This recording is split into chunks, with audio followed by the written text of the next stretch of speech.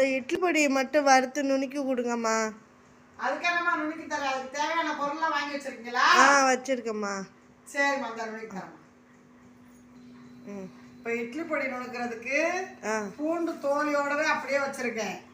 அதுக்கப்புறம் கருவேப்பிலை வச்சுருக்கேன். பெருங்காயம், நல்லா வாசமான பெருங்காயம், கூட்டு பெருங்காயம். அப்புறம் மிளகா வத்தை வச்சுருக்கேன். வரமிளகா வத்தை இந்த காம்பெல்லாம் ரிமூவ் பண்ணிவிட்டு வச்சுருக்கேன். அதுக்கு 1/4 கிலோ உளுத்தம்பருப்பு, உருட்டு உளுத்தம்பருப்பு வச்சுருக்கேன். அதுக்கப்புறம் 1/2 கிலோ கடலைப்பருப்பு. இப்போ இதெல்லாத்தையுமே நல்லா இட்லி பொடிக்கு என்ன பக்குவமோ அந்த பக்குவத்துக்கு நம்ம வறுத்துக்கலாம். இப்போது சட்டி காஞ்சிருச்சு. நம்ம மிளகா வத்தலை வறுத்துக்கிறோம். மிளகா வத்தலை அடுப்பை சிம்மில் வச்சுட்டு பொண்ணு ஒருவலாக வறுக்கணும்.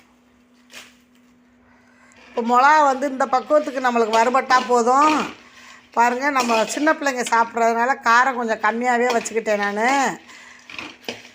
இப்போ வேறு ஒரு பாத்திரத்துக்கு மாற்றிக்கிறோம். பூண்டும் கருவேப்பிலையும் அப்படியே பொரிச்சுக்கிடுவோம். அதோட இந்த பெருங்காயத்தை சின்ன சின்னதாக உருட்டி போட்டுக்கிடுவோம். இப்போ கருவேப்பிலையும் பூண்டும் நல்லா பொரிஞ்சிருச்சு. இப்போ வேறு ஒரு பாத்திரத்துக்கு மாற்றிக்கிறோம்.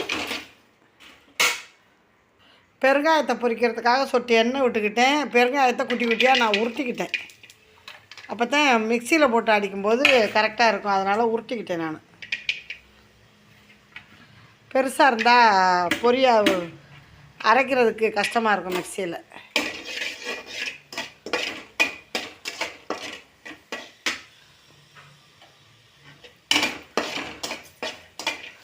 இப்போ பொரிஞ்சிருச்சு. வேறு ஒரு பாத்திரத்துக்கு மாற்றிக்கிறோம்.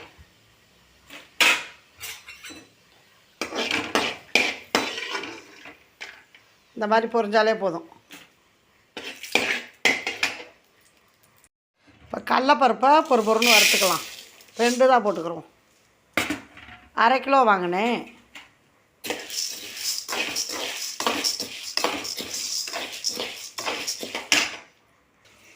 கடலப்பருப்பு மட்டும் நம்ம கைவிடாமல் கிண்டிக்கிட்டே இருக்கணும். ஏன்னா கொஞ்சம் அடுப்பு அதிகமாக எரியும் போது பிடிச்சிக்கும். அதுக்காக தீஞ்ச மாதிரி போயிடும் கருப்பு கருப்பாக. அதனால் கைவிடாமல் கிண்டிக்கிட்டே இருக்கணும். இப்போ இந்த பக்குவத்துக்கு நம்ம பொடிக்கான பக்குவம் இதுதான். இப்படி கைவிடாமல் கிண்டணும்னு சொன்னேன் பார்த்தீங்களா? இதுக்குத்தான் ஒத்தாப்படி வறுவடணும். இப்போ வறுவட்டுருச்சு. வேறு ஒரு பாத்திரத்தில் மாற்றிருந்தா இதிலே நம்ம மாற்றி கொட்டிக்கிடுவோம்.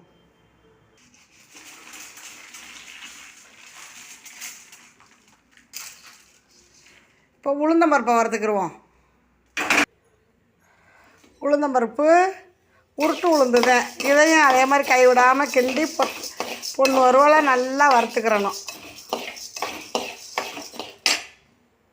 இப்போ உளுந்தம்பருப்பை இந்த மாதிரி பக்குவமாக வறுத்துக்கிறோம். உளுந்தம்பருப்பை நல்லா பக்குவமாக வறுத்தாச்சு. இப்போ மாற்றி இப்போ வேறு பாத்திரத்தில் கொட்டிக்கிடுவோம். நல்லா ஆற விட்டு நம்ம மிக்சியில் போட்டுக்கிற வேண்டியதை. இட்லி தோசைக்கு எல்லாத்துக்குமே வச்சு நம்ம பிள்ளைங்களுக்கு கொடுக்கலாம். சாப்பிட்றதுக்கும் நல்லா இருக்கும்.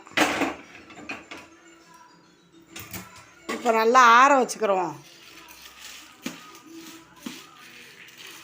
நல்லா ஆறினோன்னா நம்ம மிக்ஸி ஜாரில் போட்டு அரைச்சிக்கலாம். இப்போ உப்பு போட்டுக்கலாம். அப்போ தான் நல்லா டேஸ்ட்டாக இருக்கும். உப்பு ரொம்ப கக்கிற மாதிரி போடக்கூடாது, அளவாக போட்டுக்கிறணும். இட்லி பொடிக்கு வறுத்த பொருள்லாம் நல்லா ஆறிடுச்சு. வாங்க மிக்சியில் போட்டு அரைன்னு அரைச்சி பொடியாக்கிடுவோம். வாங்க நல்லா எடுத்து போட்டுக்கிடுவோம்.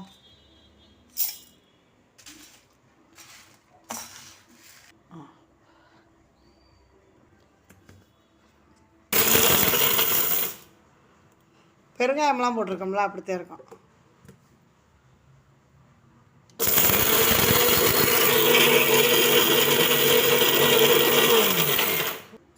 இப்போ நல்லா இந்த பக்குவத்துக்கு நம்ம பொடியை நுணுக்கிக்கலாம். நுணுக்கியாச்சு பாருங்கள். வாசம் அப்படி கமன்னு வருது பார்த்திங்களா? இட்லிக்கு, தோசைக்கு, சப்பாத்திக்கு எதுக்கு வேணாலும் நம்ம வச்சு சாப்பிட்டுக்கலாம். சுடு சாதத்தில் கூட கொஞ்சம் நல்லெண்ணெய் ஊற்றி பிடிச்சி சாப்பிட்லாம். ரொம்பவே டேஸ்ட்டாக இருக்கும். இப்போ வேறு ஒரு பாத்திரத்துக்கு மாற்றிக்கிடுவோம். இப்போ இந்த பாத்திரத்தில் மாற்றிக்கிடுவோம். மிச்சம் இருக்கிற எல்லாத்தையும் நம்ம நுணுக்கிக்கிட்டு ஒன்றா கிளறி விட்டுக்கிடுவோம். இப்போது நம்மளுக்கு இட்லி பொடி ரெடி ஆயிடுச்சு. இட்லிக்கு, தோசைக்கு, சப்பாத்தி கூட வச்சு சாப்பிட்டுக்கலாம், சுடுசாதத்துக்கு வச்சு சாப்பிட்டுக்கலாம். சூப்பரான இட்லி பொடி ரெடி ஆயிடுச்சு. இப்போ நான் ஒரு தோசைக்கு வச்சு சாப்பிட போகிறேன். இது வந்து ஒரு 3 மாதத்துக்கு ஸ்டோர் பண்ணி வச்சா கூட அப்படியே இருக்கும். அவசர நேரத்தில் குழந்தைங்களுக்கு வந்து ஸ்கூல் கிளம்பும்போது ஒரு தோசையை ஊற்றி கொஞ்சோண்டு பொடியை வச்சு சாப்பிட விடலாம். இட்லியாக இருந்துச்சுன்னா இட்லி பொடியை கொஞ்சோண்டு நல்லெண்ணெய் ஊற்றி குழப்பி வச்சு விட்டோம்னா குழந்தைங்க விரும்பி சாப்பிடுவாங்க. இப்போ நம்ம சாப்பிட்லாம் வாங்க.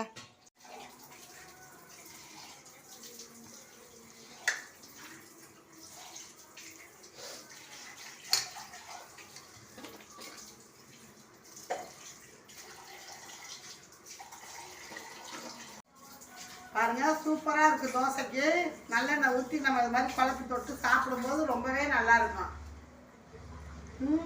செம டேஸ்ட்டு.